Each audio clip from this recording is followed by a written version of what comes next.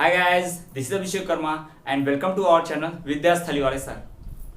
सो students, आज हम आपके लेकर आए हैं क्लास 10 सीबीएसई एनसीईआरटी का हिस्ट्री का first chapter nationalism in Europe का 8th वीडियो लेक्चर। जी हाँ, इसके पहले इस हिस्ट्री के first chapter nationalism in Europe के हम 7 वीडियो लेक्चर्स ऑलरेडी ला चुके हैं, जिससे हमने वेरियस टाइप की थ्योरीज, लिबरलिज्म और रोमांटिसिज्म इन सब चीज़ों के बारे में बात की है। इसके प्रीवियस वाले वीडियो लेक्चर यानी कि 7th वीडियो लेक्चर में हमने बात की वीवर्स रिवॉल्ट की, साथ ही साथ हमने ये भी देखा कि वीवर्स का रिवॉल्ट जो है उसका आउटब्रेक कैसे हुआ, और हमने भी पढ़ा कि मोनार्की का एब्डिक्शन कैसे हुआ। ये सारी चीजें हमने पढ़ी। तो स्टूडेंट्स, आज के इस वीडियो लेक्चर में हम बात करने वाले हैं कि लिबरल लोगों के रिवोल्यूशंस कैसे थे, और साथ ही साथ हम ये भी देखेंगे कि कैसे लिबरल लोगों ने मोनार्की सिस्टम हटाते हुए फ्रांस में और यूरोप के बाकी पार्ट्स में विमेंस के लिए राइट्स की डिमांड की, साथ ही साथ जो भी नेशन स्टेट की थ्योरी है उसको आगे कैसे बढ़ाई। ये सारा कुछ हमें इस चैप्टर में सीखने मिलने वाला है, इस वीडियो लेक्चर में सीखेंगे हम। तो स्टूडेंट्स, चलिए बिना कोई समय गवाए आज के इस अमेजिंग वीडियो को हम शुरू करते हैं। स्टूडेंट्स, इस वीडियो लेक्चर में हमें बात करनी है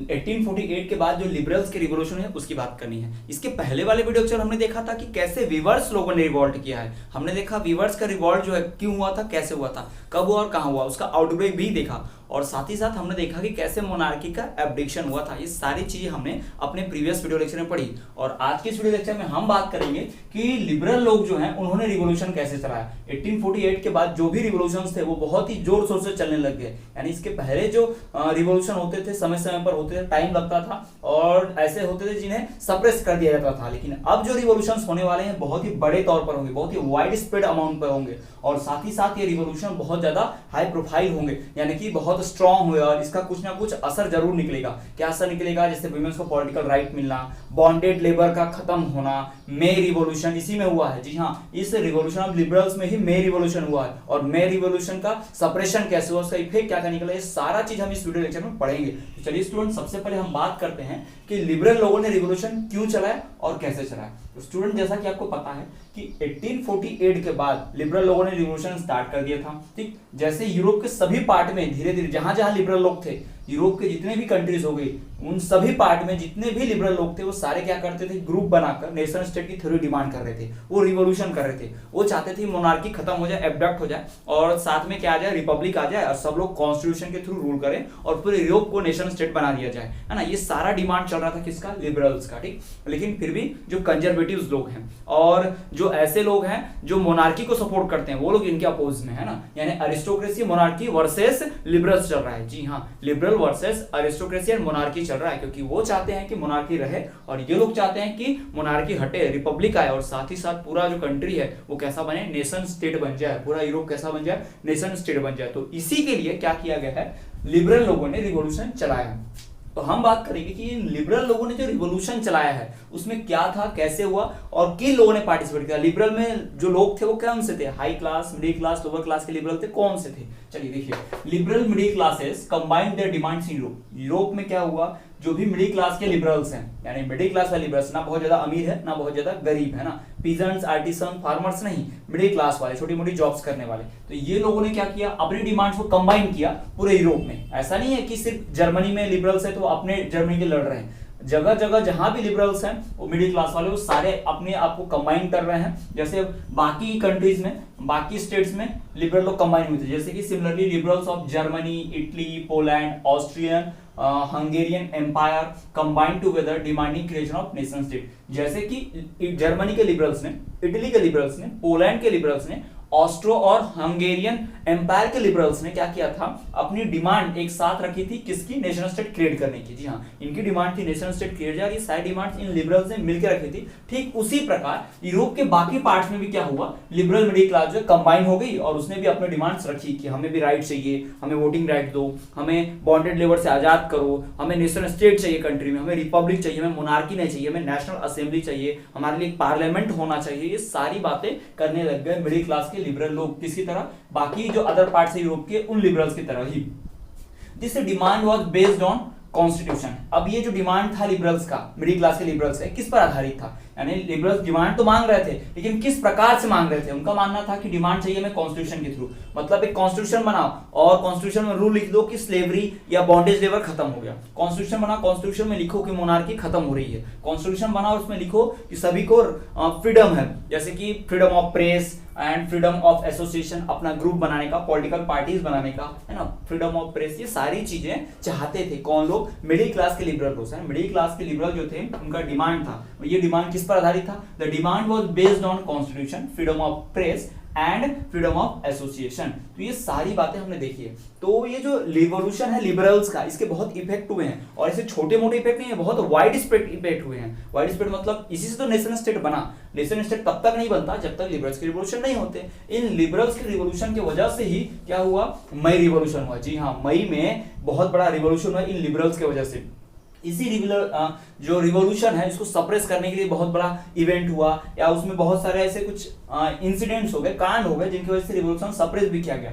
और इन्हीं लिबरल्स लोगों ने क्या किया, विमेंस के लिए राइट को राइट मांगे। यानी मई रिवॉल्यूशन का रिजल्ट क्या निकल गया, पॉलिटिकल राइट्स फॉर विमेन। मिले या नहीं मिले इसकी हम बात करेंगे। साथ ही साथ इन मई रिवॉल्यूशन और इस रिवॉल्यूशन ऑफ लिबरल्स ने क्या किया, सर्फडम और बॉन्डेड लेबर को खत्म कर दिया। इन्होंने सर्फडम और बॉन्डेड लेबर को खत्म कर दिया। बॉन्डेड लेबर का मतलब होता है बंधुआ मजदूरी करना, जिसको आप पहले भी जानते हो। इसको हम और डिटेल में स्टडी करेंगे, तीनों टॉपिक हम अभी डिटेल में स्टडी करेंगे, उसी की हम बात करने वाले हैं। तो स्टूडेंट्स, आपको यहाँ पर एक ओवरऑल व्यू क्लियर हो गया कि रिवॉल्यूशन ऑफ लिबरल क्या है। लिबरल लोग वो लोग हैं जो नेशन स्टेट की थ्योरी को सपोर्ट करते हैं, जो मोनार्की हटाना चाहते हैं, जो मोनार्क लोग का और एरिस्टोक्रेसी के अपोज में है, यानी मोनार्की वर्सेस लिबरल चल रहा है। अब लिबरल जो दूसरे कंट्रीज के हैं, जैसे कि Germany, Italy, Poland, Austria Hungary empire के, ये लिबरल्स भी नेशन स्टेट चाहते हैं। इन्होंने अपनी डिमांड एक साथ मिलकर रखी है, ग्रुप बना के रखी है, ठीक है। तो वैसे ही मिडिल क्लास के लिबरल्स ने भी क्या किया है, अपना डिमांड जो है ग्रुप बनाकर रखा है पूरे यूरोप में, ठीक है। तो ये उनका कहना है मिडिल क्लास के लिबरल्स का। तो ये हमने बात जान लिया। अब इसका असर क्या निकला,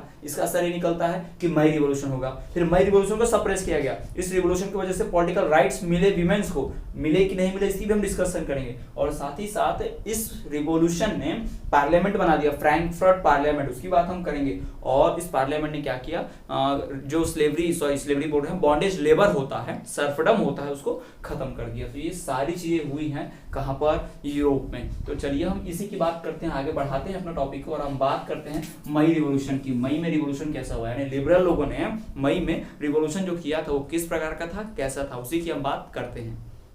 सो students, let us discuss about the revolution of May. जी हाँ स्टूडेंट्स, मैं बात करनी है मई रिवॉल्यूशन की, यानी कि जो मई महीने में रिवॉल्यूशन हुआ था 1848 में, मई मंथ में जो रिवॉल्यूशन हुआ है, जो क्रांति हुई है, उसकी हम बात करने वाले हैं। तो क्या था मई रिवॉल्यूशन, तो आपको एक छोटा सा पहले मैं बैकग्राउंड बता देता हूं कि उस वक्त पूरे कंट्री में मोनार्की चल रही है। क्या चल रही है कंट्री में, मोनार्की। मोनार्की को हटा के लिबरल्स का डिमांड है क्या लाया जाए, रिपब्लिक लाया जाए। तो रिपब्लिक लाने के लिए नेशनल असेंबली बनाई गई, कुछ पीपल इलेक्ट हुए, 831 रिप्रेजेंटेटिव इलेक्ट हुए।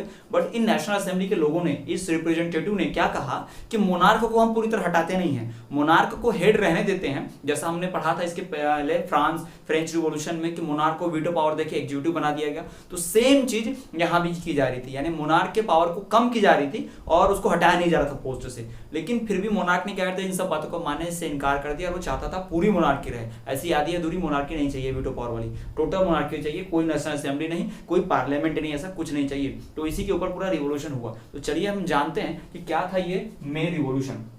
कहानी कुछ ऐसी है, ऑन 18 में 1848, ये बात है 18 में 1848 की, याद रखिएगा। मई रिवॉल्यूशन कब हुआ है, तो 18 में 1848, याद रखिएगा। वन वर्ड में, वन सेंटेंस में आपको जवाब आना चाहिए। On 18 May 1848 there was a ceremony in the church of Saint Paul for 831 elected representatives. क्या किया गया था, एक सेरेमनी रखी गई थी, किनके लिए, 831 इलेक्टेड रिप्रेजेंटेटिव, जो न्यूली इलेक्टेड रिप्रेजेंटेटिव है। यानी लिबरल्स की डिमांड पर जो एक नेशनल असेंबली बनाई गई है, पार्लियामेंट के मेंबर्स बनाए गए, कितने, 831 मेंबर्स बनाए गए हैं। ये मेंबर्स का पोस्ट संभालना, उनको सेरेमनी थी, मतलब उनकी पोस्ट आज दी जाने वाली थी, वो शपथ लेने वाले थे, पार्लियामेंट में जाने वाले थे पहली बार, ठीक। तो वो जो सेरेमनी थे वो ऑर्गेनाइज किया गया था कहां पर, सेंट पॉल चर्च में ऑर्गेनाइज किया गया था। On 18 May 1848 there was a ceremony in church of Saint Paul for 831 elected representatives. जनता के द्वारा चुने हुए 831 इलेक्टेड रिप्रेजेंटेटिव थे, यानी चुने हुए प्रतिनिधि थे। दूसरी बात, दे march in a festive procession, March in festive procession मतलब ये मार्च करना मतलब चल रहे थे। आप देखते हो ना कोई इलेक्टेड नेता होता है तो इलेक्शन जीत जाने के बाद वो कैसा रैली निकालता है, कुछ उसी प्रकार से इन 831 लोगों ने क्या किया, रैली निकाल के पार्लियामेंट की तरफ जा रहे थे। मतलब चारों तरफ लोगों की भीड़, लोग फूल बरसा रहे हैं, नारे लगा रहे हैं, कांग्रेचुलेट कर रहे हैं और ये जीत की खुशी में विक्ट्री साइन दिखाते हुए लोग पार्लियामेंट की तरफ बढ़ते हुए जा रहे हैं ना। दे march in a festive procession, ऐसा लग रहा था कि पूरा त्योहार है ना, बहुत सारे लोग थे। They march in a festive procession to take their places in the Frankfurt parliament. जी हाँ, ये जो लोग हैं 831 इलेक्टेड रिप्रेजेंटेटिव्स हैं, ये मार्च करते हुए, पैदल चलते हुए कहाँ जा रहे हैं, पार्लियामेंट में जा रहे हैं। पार्लियामेंट का नाम क्या है, फ्रैंकफर्ट पार्लियामेंट, वहां जा रहे हैं। कैसे, एक फेस्टिव प्रोफेशन की तरह, यानी एकदम फेस्टिवल त्योहार मनाया जा रहा है, जोश शोर के साथ, पूरे उत्सव के साथ जा रहे हैं लोग। ठीक, दे ड्राफ्टेड ए कॉन्स्टिट्यूशन, इन्होंने कॉन्स्टिट्यूशन बनाया। दे ड्राफ्टेड ए कॉन्स्टिट्यूशन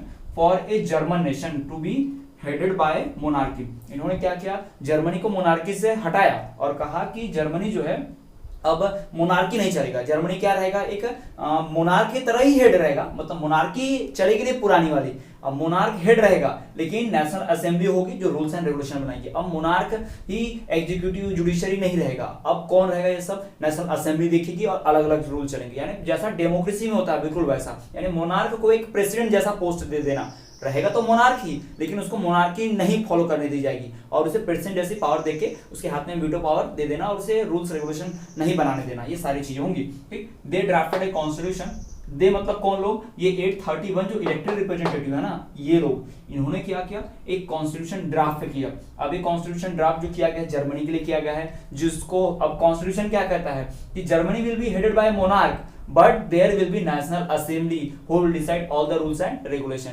यानी देश में हेड तो भले ही मोनार्क ही रहेगा, जर्मनी का हेड जो रहेगा, अध्यक्ष, वो कौन रहेगा, मोनार्क ही रहेगा, लेकिन वो मोनार्क अपने रूल्स रेगुलेशन नहीं चला पाएगा। जैसे कि रिपब्लिक वाले कंट्री में, यानी कॉन्स्टिट्यूशनल कंट्री में क्या होता है कि एक हेड होता है लेकिन वो सारे रूल्स रेगुलेशन नहीं बनाता। रूल्स एंड रेगुलेशन बनाने का काम किसका होता है, पार्लियामेंट का होता है। फ्रैंकफर्ट पार्लियामेंट, यहाँ पर जर्मनी क्या करेगा, रूल्स बनाएगा, लेकिन हेड कौन करेगा, वही हमारा जो किंग है, मोनार्क है, वही करने वाला है। ठीक, they drafted a constitution for a German nation to be headed by a monarchy subject to a parliament। यानी पार्लियामेंट भी होगा, मोनार्की भी होगी और मोनार्की का हेड होगा, लेकिन मोनार्की के रूल्स रेगुलेशन नहीं चलेंगे। रूल्स रेगुलेशन किससे चलेंगे, पार्लियामेंट के। ठीक, but when crown was offered to Friedrich William fourth, Prussia का जो किंग है उसे ताज सौंपा गया, उसे कहा गया कि तुम चलिए जर्मनी का मोनार्क बनो, यानी उसको बोला कि आप मोनार्क बनो, आपको सिर्फ मोनार्क की पोस्ट मिलेगी, आपको करना कुछ नहीं है, आपको बस हेड बने रहना है, बाकी सारे काम नेशनल असेंबली पार्लियामेंट संभालेगी। बट उस मोनार्क ने वो पोस्ट ग्रहण करने से मना कर दिया, उसने कहा कि मैं नहीं लूंगा ये पोस्ट, मुझे पूरी मोनार्की चाहिए। इस तरह के आधे अधूरी मोनार्की देके, मोनार्क की पावर खत्म करके, सारी पावर नेशनल असेंबली को देके हमें सिर्फ शो ऑफ करने के लिए मोनार्क बनाया जा रहा है, तो वो मैं एक्सेप्ट नहीं करूंगा। और इसने क्या किया, दूसरे मोनार्क के साथ ज्वाइन कर लिया इसके अपोज में। यानी शुरुआत में क्या होता था, मोनार्क लोग अपना रूल चलाते थे तो पीपल लोग अपोज में रहते थे, एक ग्रुप बना लेते थे, लेकिन अब पीपल लोगों ने अपना ग्रुप बना के अपने रूल्स रेगुलेशन लाए हैं, तो सारे मोनार्क लोग, अलग अलग कंट्री के मोनार्क्स लोग मिलके अपना एक ग्रुप बना के अलग हो गए हैं। तो यही चीज हुई है यहाँ पर भी। First when crown offered to Friedrich William fourth, अब ध्यान रखना आपको कौन है, फ्रेडरिच विलियम फोर्थ जो किंग है प्रशिया का, है ना, Friedrich William fourth king of Prussia, ही रिजेक्टेड। जब भी क्राउन, ताज, यानी नाम का सिर्फ मोनार्की रहेगी, वो मोनार्की वाली पोस्ट किसको ऑफर की गई, फ्रेडरिच विलियम फोर्थ को, जो प्रशिया किंग, उसे ऑफर की गई, तो ही रिजेक्टेड इट, उसने उसको रिजेक्ट कर दिया, उसने से लेने से इनकार दे दिया। उसने कहा कि मैं ये पोस्ट नहीं संभाल सकता, क्योंकि ये मोनार्की जो है रियल मोनार्की नहीं है, ये तो नेशनल असेंबली यानी रिपब्लिक की तरह चल रहा है, कॉन्स्टिट्यूशनल मोनार्की हो गई ये तो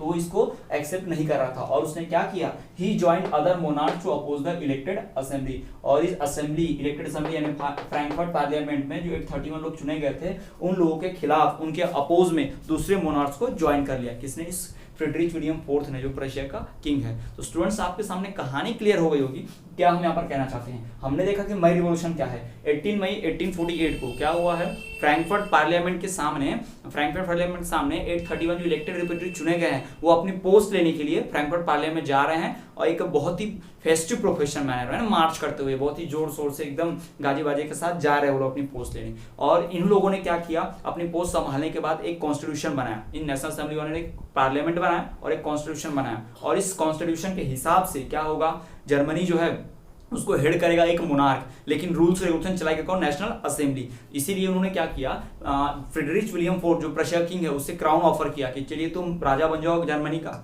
क्या करो, हेड बन जाओ, मोनार्क बन जाओ जर्मनी का, और तुम हमारे अंडर या नेशनल असेंबली के अंडर रूल करो। लेकिन इस बात को, इस प्रपोजल को एक्सेप्ट करने से मना कर दिया किसने, फ्रीडरिच विलियम फोर्थ ने, जो प्रशिया का किंग है। और तो और उसने जाके क्या ज्वाइन कर ली, कौन सी टीम ज्वाइन कर ली, उन दूसरे मोनार्क्स की जो इन नेशनल असेंबली वालों का अपोज कर रहे थे। He join other monarchs to oppose the elected assembly. तो स्टूडेंट्स ये था मई रिवॉल्यूशन। अब इस मई रिवॉल्यूशन को कैसे सप्रेस किया गया, इसकी जानकारी भी हम अपने अगले टॉपिक में ले लेते हैं। तो चलिए हम देखते हैं सप्रेशन ऑफ मई रिवॉल्यूशन।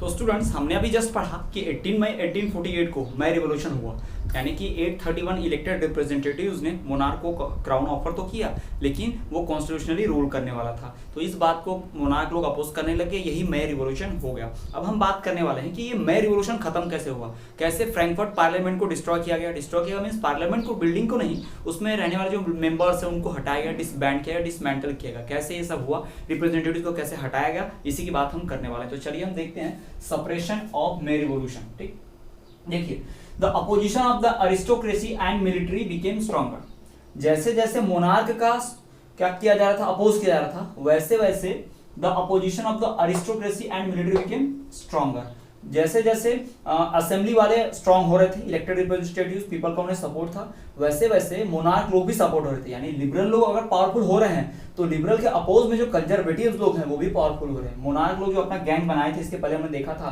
कि फ्रीडरिच विलियम फोर्थ अपोज करने के लिए उन मोनार्क के साथ ज्वाइन हो गया, जो अपोज कर रहे थे किसका, इस तरह के कॉन्स्टिट्यूशनल असेंबली जैसी चीजों का ना, पार्लियामेंट का। तो उनकी पावर भी बढ़ रही है। नेशनल असेंबली के लोग शुरुआत में पावरफुल थे, उन लोगों ने असेंबली बनाई, इन लोगों ने क्या किया, ग्रुप बनाए, इन लोगों ने 831 पीपल को इलेक्ट किया, रिप्रेजेंटेटिव्स भी लेके, और साथ ही साथ इन लोगों ने पार्लियामेंट चलाया। लेकिन जैसे जैसे पार्लियामेंट आगे बढ़ा, नेशनल असेंबली अपना वर्क ठीक ढंग से नहीं कर पाई, वैसे वैसे दूसरे लोग यानी कि मोनार्क लोग, मोनार्क के सपोर्ट वाले लोग यानी कि अरिस्टोक्रेसी सताने वाले, और मिलिट्री क्या हो गई, स्ट्रांग हो गई, यानी उनकी सेना स्ट्रांग हो गई मोनार्क्स की। ठीक, दूसरी बात, the social basis of parliament eroded. और पार्लियामेंट का जो सामाजिक आधार था, यानी पार्लियामेंट को जिस मकसद से बनाया गया था, लोगों का भला करने के लिए, अत्याचार और अन्याय को हटाने के लिए, कॉमन पीपल्स यानी कि मजदूर लोग, मिडिल क्लास, इन सब का भला करने के लिए, इनके लिए जॉब प्रोवाइड करने के लिए, इनका सोशल और इकोनॉमिक बैकग्राउंड सुधारने के लिए सब बना हुआ था। यानी कि राजा को हटाया इसलिए गया था कि समाज से अन्याय दूर हो जाए, ताकि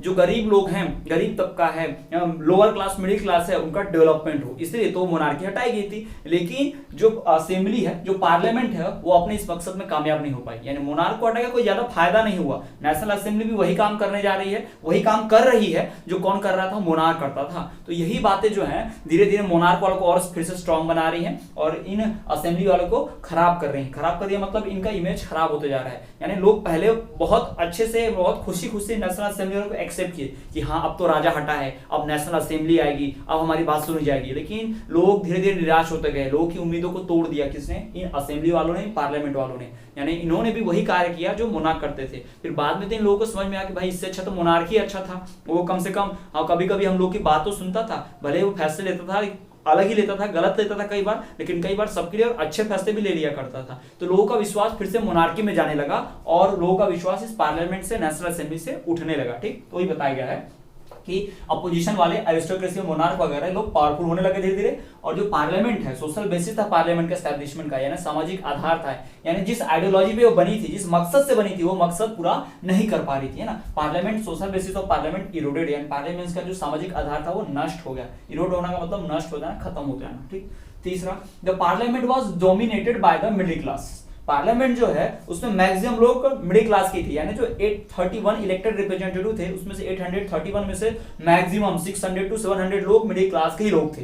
यानी उसमें लोअर क्लास के लोगों का इंक्लूडेशन बिल्कुल था ही नहीं, नाम मात्र का था सिर्फ, यानी 2-4 लोग होंगे या वो भी नहीं होंगे, कुछ इस तरह से। यानी कि the parliament was dominated by the middle class. तो यहाँ पे शुरुआत देखिए कैसा हो रहा है, अपोजिशन गलत लोग यानी कि मोनार्क लोग पावरफुल हो रहे हैं, सोशल पार्लियामेंट जो है, नेशनल असेंबली जो है वीक हो रहा है, और साथ ही साथ पार्लियामेंट में अधिकतर तो मिडिल क्लास वाले ही भरे पड़े हैं। तो ये मिडिल क्लास वाले लोअर क्लास वालों का दर्द कभी नहीं समझ सकते। ये मिडिल क्लास वाले, लोअर क्लास वाले यानी कि आर्टिसंस, फार्मर्स, पीजेंट्स, पुअर लोग, इनकी बात को लगातार अनसुना करते रहे। आर्टिसन लोग डिमांड करते हमारे लिए योजना लाया जाए, हमारे लिए स्कीम लाओ, हमारे लिए एम्प्लॉयमेंट जनरेट करो, लेकिन मिडिल क्लास वालों को फुर्सत ही नहीं थी उन सबसे। मिडिल क्लास वाले एक बार इलेक्टेड हो गए, रिप्रेजेंटेटिव बन गए, एक बार नेता बन गए, तो इनको कोई फुर्सत ही नहीं, कोई फिक्र ही नहीं है कि इन्हें नेता किसने बनाया और क्यों बनाया। जी हाँ, तो the parliament was dominated by the middle class, they registered demand of workers and artisans and consequently lost their support. ये लोग बार बार लगातार, ये जो मिडिल क्लास के लोग हैं, इन्होंने क्या किया, वर्कर्स की और आर्टिसंस की डिमांड को रेसिस्ट किया, यानी कि उनकी डिमांड को नहीं माना है ना, उसका विरोध किया और धीरे धीरे सपोर्ट खोते गए।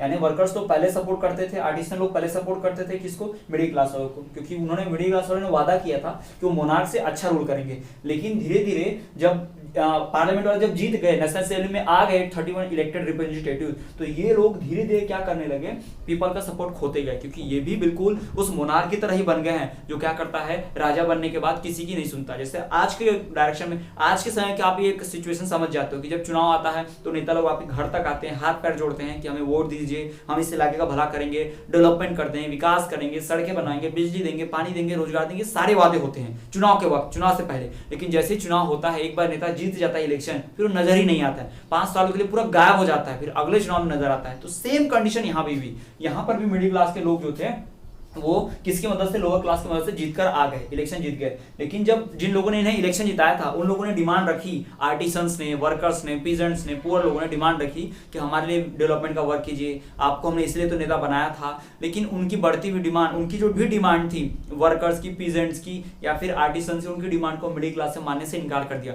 उन्होंने इन लोअर क्लास वालों ने नेता बनाया मिडिल क्लास को, और मिडिल क्लास वाले अब लोअर क्लास की बात सुनने से इनकार कर रहे हैं, जिसकी वजह से क्या हुआ, मिडिल क्लास वालों ने इनका सपोर्ट खो दिया, लगातार सपोर्ट खोते रहे लोअर क्लास वालों का, कौन, मिडिल क्लास लोग, ठीक। In the end troops were called in and the assembly was forced to disband, और फाइनली जनता जो लोअर क्लास है वो किसके सपोर्ट में हो गई, मोनार्क के सपोर्ट में आ गई, आर्मी के सपोर्ट में आ गई। और फाइनली जब पानी सर से ऊपर चला गया और लोगों का, लोअर क्लास लोगों का सपोर्ट क्या कहते हैं, उसके उनका एक संयम टूट गया, तो उन्होंने क्या किया, फिर आर्मी को कहा कि वो क्या करें, इन नेशनल असेंबली को हटाओ, फिर से मोनार्क को वापस लाओ, या फिर इन नेशनल असेंबली वालों को हटाओ, है ना। तो in the end troops were called in the assembly and the assembly was forced to disband. जी हाँ, ये जीते हुए जो एक इलेक्टेड रिप्रेजेंटेटिव थे 831, इनको फोर्स किया कि आप पार्लियामेंट छोड़ दो, आपका कोई काम नहीं है। तो ये सारी चीजें हुई है कहां पर, ये मई रिवॉल्यूशन का सेपरेशन है, हुआ फ्रैंकफर्ट पार्लियामेंट में। तो यहाँ पर स्टूडेंट्स आप देख पाएंगे कैसे पार्लियामेंट का जो मई रिवॉल्यूशन है, या फिर 831 इलेक्टेड रिप्रेजेंटेटिव थे, उनको कैसे डिसबैंड किया गया, कैसे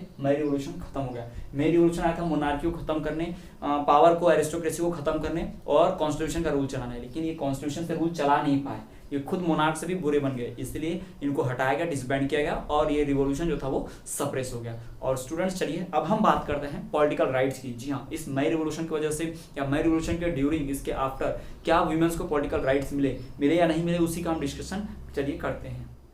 सो स्टूडेंट्स, मई रिवॉल्यूशन को पढ़ लेने के बाद और उसका सप्रेशन भी जान लेने के बाद अब हम बात करेंगे क्या इस लिबरल मूवमेंट्स के ड्यूरिंग वुमेन्स को पॉलिटिकल राइट इशू हुए या नहीं हुए, वुमेन्स को पॉलिटिकल राइट इशू होते हैं या नहीं होते हैं यूरोप के उस कहानी में। चलिए हम आगे देखते हैं। तो हमें पता है कि जो वुमेन्स थी वो पॉलिटिकली एक्टिव रही है हमेशा से, चाहे वो फ्रेंच रिवॉल्यूशन हो, यहाँ जर्मनी का रिवॉल्यूशन हो, या लिबरल का रिवॉल्यूशन रहा हो, या एज ऑफ रिवॉल्यूशन रहा हो, हर मोमेंट पे विमेन जो है इक्वली पार्टिसिपेट करती हैं उन पीपल की तरह, बाकी लोगों की तरह, मेल की तरह ही, मेंस की तरह भी ये पॉलिटिकल मीटिंग्स पे जाती है, डेमोन्स्ट्रेशन करती हैं और रिवॉल्यूशन में आगे रहती हैं। ऐसा नहीं कि ये पीछे रहती है, ये भी बिल्कुल उसी तरह, उसी जोश से लड़ती हैं जैसे मेल लड़ते हैं। तो चलिए हम देखते हैं। During liberal movement the issue of extending political rights to women was a controversial one. जी हाँ, जितने भी टॉपिक्स थे, मोनार्क को हटाना, नेशनल असेंबली लाना, ये सारे जो टॉपिक्स है उसने एक कंट्रोवर्शियल टॉपिक और भी शामिल था। कौन सा वो टॉपिक था कि वुमेन्स को पॉलिटिकल राइट मिलने चाहिए या नहीं मिलने चाहिए। जी हाँ students, during liberal movement the issue of extending political rights, यानी पॉलिटिकल राइट सबको मिल रहे थे, सबको बढ़ के मिल रहे थे पॉलिटिकल राइट्स, यानी पहले राइट नहीं थे, मेन और वीमेन दोनों को नहीं थे, लेकिन लिबरल मूवमेंट के समय पॉलिटिकल राइट्स मिलना शुरू हुए। लेकिन वुमेन्स को पॉलिटिकल राइट्स मिलने चाहिए सबकी तरह या फिर नहीं मिलना चाहिए, बहुत ही कंट्रोवर्शियल टॉपिक था। ठीक, large numbers of women had participated actively over the years in these liberal movements। Women ने क्या किया है, लार्ज नंबर पे विमेन ने पार्टिसिपेट किया, मतलब जितने भी विमेन्स थी उन्होंने क्या किया है, बहुत ही बड़े पैमाने पर, जैसे मेन लोग पार्टिसिपेट करते हैं बिल्कुल उसी तरह विमेन लोग भी क्या करती हैं, मीटिंग्स पे जाती है, पब्लिक डेमोन्स्ट्रेशन में जाती हैं, उसी तरह मोनार्क के खिलाफ मार्च निकालती हैं, उसी तरह जब नेशनल असेंबली सिलेक्ट की गई तो उनका अभिवादन करने, उनका स्पीच सुनने, है ना, उस फेस्टिव प्रोसेशन में पार्ट लेने, ये लोग भी उसी तरह आई। ये विमेन्स घर के काम भी करती हैं और अपने फैमिली का पेट पालने के लिए वर्क भी करती हैं, अपने घर के काम तो करती हैं हाउस होल्ड, उसके बाद बाहर जॉब भी करती हैं और साथ ही साथ रिवोल्ट में पार्टिसिपेट भी करती हैं। तो वीमेन की कंडीशन तो और भी ज्यादा माइजरेबल थी, और भी दयनीय स्थिति थी वीमेंस की, लेकिन फिर भी वीमेंस ने हार नहीं मानी और ये उसी तरह उतने ही पावर से, उतने ही फुल पोटेंशियल से लड़ती थी मेंस के साथ। एंड जिस तरह से मेन के साथ मतलब मेन से नहीं लड़ती हैं, उनके साथ कंधे से कंधा मिलाकर अत्याचार के खिलाफ, अरिस्टोक्रेसी के खिलाफ, उनके खिलाफ लड़ती हैं। कौन? ये वीमेंस लोग भी, ठीक। तो यहीं पर, लेकिन फिर भी इनको राइट्स मिलने चाहिए नहीं मिलने चाहिए, उस ये कंट्रोवर्शियल टॉपिक लगता है मेन को।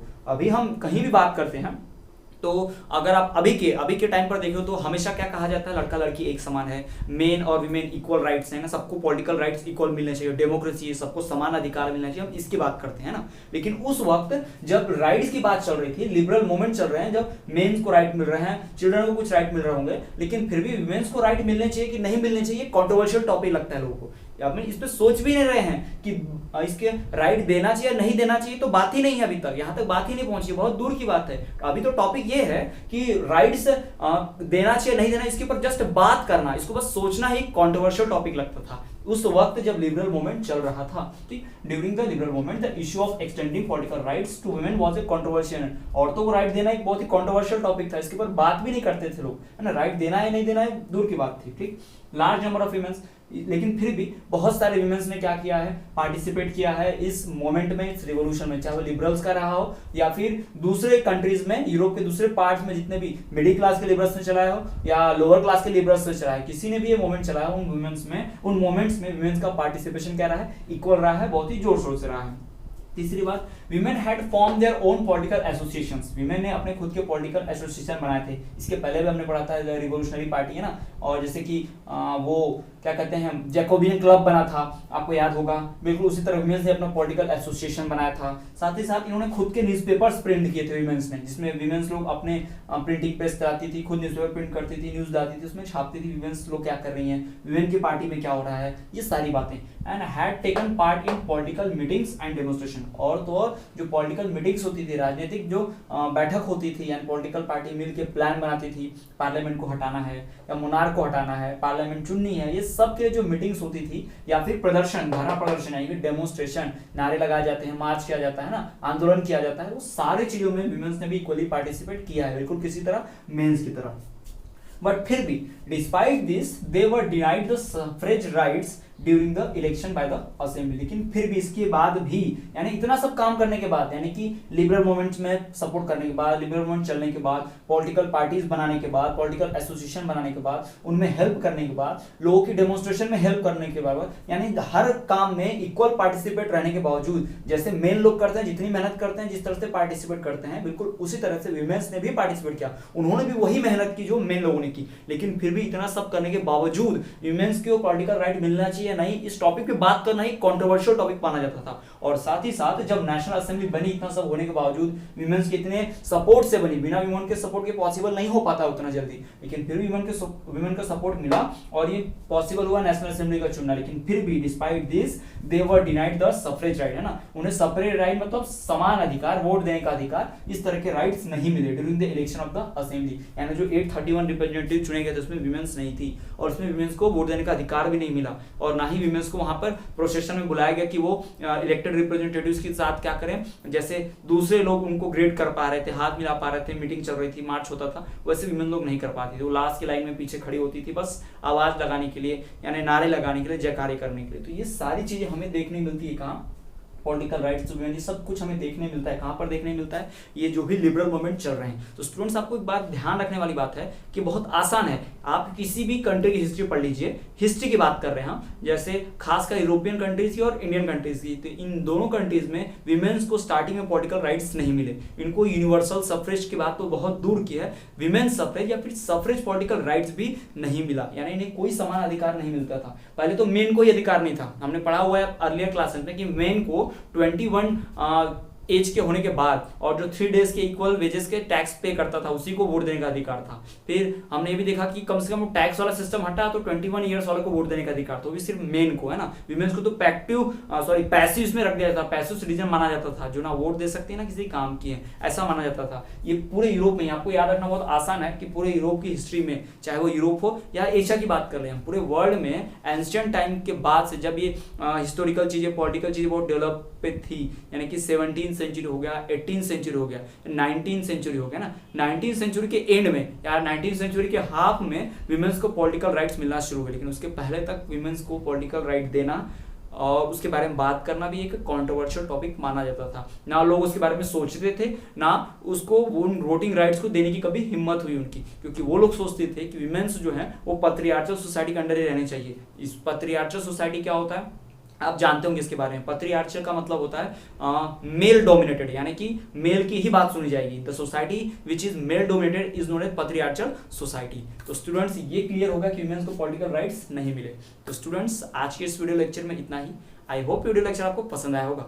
वीडियो को लाइक कीजिए, अपने फ्रेंड के साथ ज़्यादा शेयर कीजिए ताकि वो भी नॉलेज गेन कर पाए। स्टूडेंट्स अपने आने वाले इस नेक्स्ट वीडियो लेक्चर में हम बात करेंगे कि कैसे सर्फडम और बॉन्डेड लेबर को खत्म किया गया, और साथ ही साथ हम बात करेंगे the making of Italy Germany. जी हाँ, हम यूनिफिकेशन पढ़ने वाले हैं कि जर्मनी कैसे यूनिफाई हुआ, इटली कैसे यूनिफाई हुआ, ब्रिटेन कैसे यूनिफाई हुआ, और तो और हम काउंट कैबर है ना, गैसेपी गरिबाल्डी, गैसेपी मजीनी, इन सब के बारे में बात करेंगे। कैसे इन्होंने इन रिवोल्यूशनरीज ने कैसे यूरोप को यूनाइट किया और नेशनल स्टेट क्रिएट किया। तो स्टूडेंट्स ये चैप्टर हमारा एक लास्ट स्टेज में पहुंच चुका है, यानी अब चैप्टर के हम फाइनल स्टेज में पहुंचने वाले हैं और यूनिफिकेशंस पढ़ने वाले हैं अपने आने वाले वीडियोस में। तो स्टूडेंट्स इसी तरह से हमारे चैनल पे आप बने रहिए और देखते रहिए विद्यास्थली वाले सर।